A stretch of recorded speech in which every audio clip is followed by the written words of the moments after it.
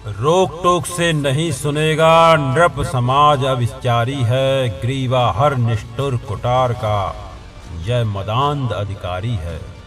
इसीलिए तो मैं कहता हूँ, अरे ज्ञानियों खड़ंग धरो, हर न सका जिसको कोई भी, भूखा वह तुम त्रास करो। नित्य कहा करते हैं गुरुवर, खड़ंग महाभयकारी है। इसे उठाने का जग में हर एक नहीं अधिकारी है।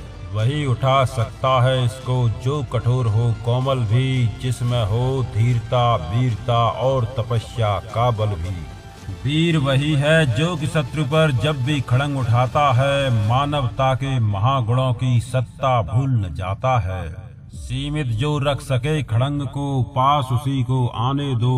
विप्र जाति के सिवा किसी को मत तलवार उठाने दो। जब जब मैं सरचाप उठाकर करतब कुछ दिखलाता हूँ, सुनकर आशीर्वाद देव का धन्य धन्य हो जाता हूँ।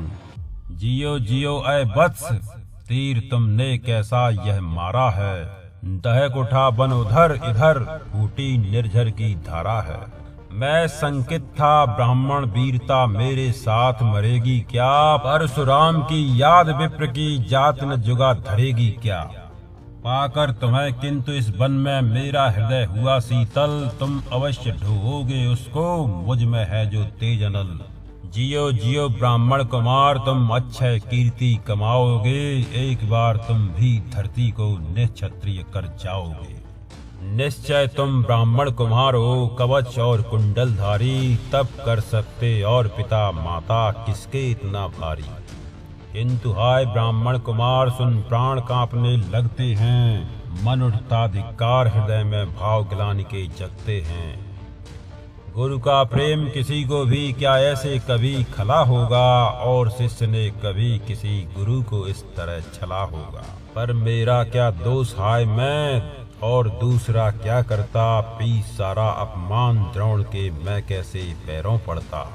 और पांव पड़ने से भी क्या गुण ज्ञान सिखलाते वे, एक लभ्य सा नहीं अंगूठा क्या मेरा कटवाते वे।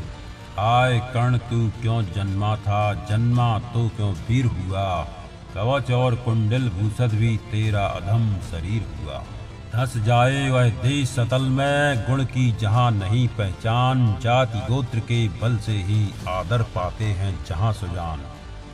नहीं पूछता है कोई तुम व्रती वीर या दानी हो, सभी पूछते मात्र यही तुम किस कुल के अभिमानी हो। मगर मनुज क्या करे जन्म लेना तो उसके हाथ नहीं, चुनना जाति और कुल अपने बस की तो बात नहीं। मैं कहता हूँ अगर विधाता नर को मुट्ठी में भरकर कहीं छींट दें ब्रह्मलोक से ही नीचे भूमंडल पर, तो भी विविध जातियों में ही मनुज यहाँ आ सकता है। नीचे हैं क्यारियां बनी तो बीज कहाँ जा सकता है।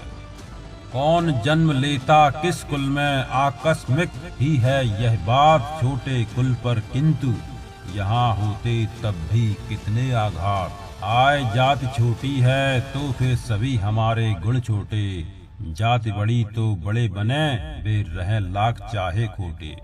गुरु को लिए कर्ण चिंतन में था जब मग्न अचल बैठा, तभी एक विस्कीट कहीं से आसन के नीचे बैठा। वज्रदंष्ट वह लगा कर्ण के, उर को कुतर कुतर खाने, और बनाकर छिद्र मास में मंद मंद भीतर जाने। कर्ण विकल हो उठा, दुष्ट भौरे पर हाथ धरे कैसे, बिना हिलाए अंग कीट को किसी तरह पकड़े कैसे। पर भीतर उस धसे कीट तक हाथ नहीं जा सकता था, बिना उठाए पांव शत्रु को कर्ण नहीं पा सकता था। किंतु पांव के हिलते ही गुरुवर की नींद चढ़ जाती, सहम गई यह सोच कर्ण की भक्तिपूर्ण बिहवल छाती। सोचा उसने अतः कीट यह पिए रक्त पीने दूंगा, गुरु की कच्ची नींद तोड़ने का पर पाप नहीं लूंगा।